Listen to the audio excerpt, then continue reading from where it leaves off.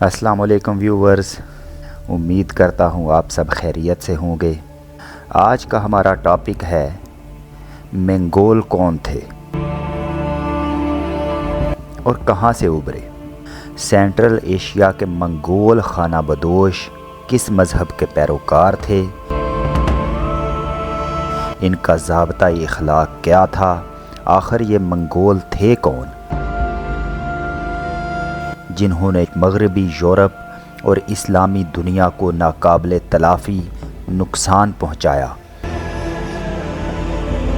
کیا یہ تاتار تھے جیسا کہ غلطی سے انہیں یورپ میں تاتار کہا گیا؟ آج بھی کوئی اگر ریل گاڑی میں سوار ہو کر ماسکو سے ہو کر جھیل بیکال پہنچے تو ٹھیک ایک روز کی مسافت کے بعد راستے میں پڑنے والا دریائے اونون عبور کر کے منگولیا جا پہنچتا ہے۔ لین پول کی تحقیق کے مطابق منگول باقی قبیلوں کی طرح ایک قبیلہ تھا، لیکن وہ ان قبیلوں میں اپنی منفرد عزت ضرور رکھتا تھا۔ ان آبادیوں کے جنوب میں صحرائے گوبی تھا، جہاں دیگر قبائل سارا سال پانی اور اپنے جانوروں کے لیے چارہ تلاش کرنے میں سرگرداں رہتے تھے۔ ان کی تمام عمر شکار کرتے گزر جاتی۔ جانوروں کی نسل کشی ان کا پیشہ تھا۔ انہی جانوروں سے وہ گوشت، دودھ، اون اور چمڑا حاصل کرتے تھے۔ گھوڑیوں کے دودھ سے وہ ایک مخصوص شراب تیار کرتے تھے جسے خمیر کہتے تھے۔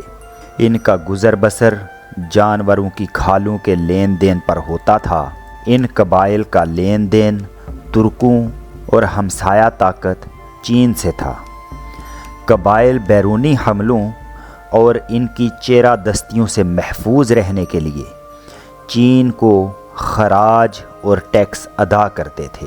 اس دور افتادہ علاقے کے بارے میں معلومات 13ویں صدی میں دستیاب ہوئیں، جب دو یورپین انگریزوں فریز جان اور فریر ولیم نے علاقے میں پہنچ کر باقی دنیا کو ان قبائل کے بارے میں معلومات فراہم کی۔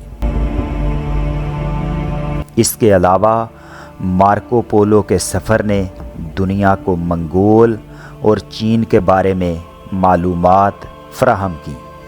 آج بھی وہ منگولیا میں ویسے ہی رہ رہے ہیں جیسے صدیوں پہلے رہا کرتے تھے۔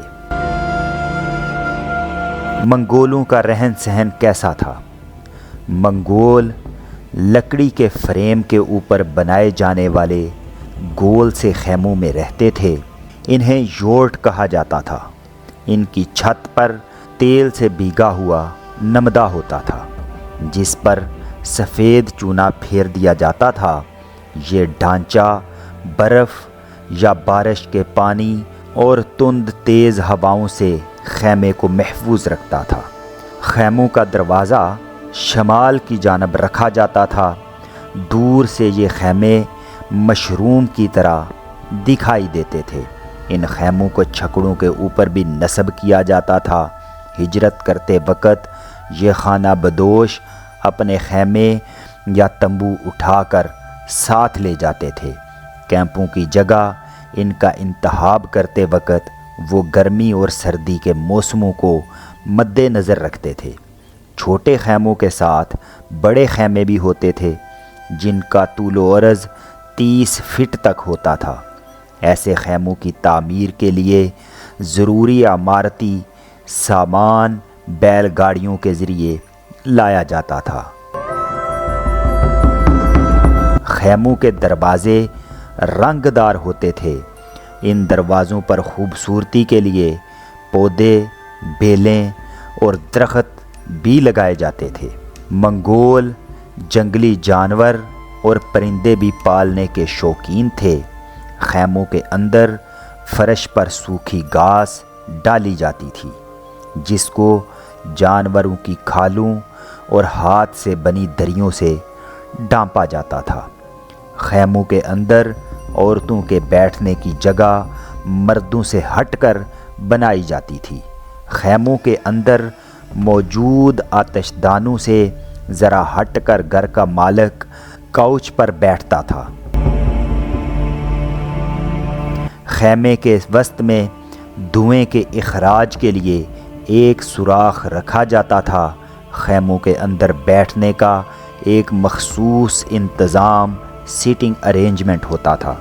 گھر کے مالک کی کوچ سے آگے اس کا بھائی، پھر اس کے آگے اس کی بیوی کا بھائی، اور اسی طرح بلحاظ رتبہ نشستیں لگائی جاتی تھیں۔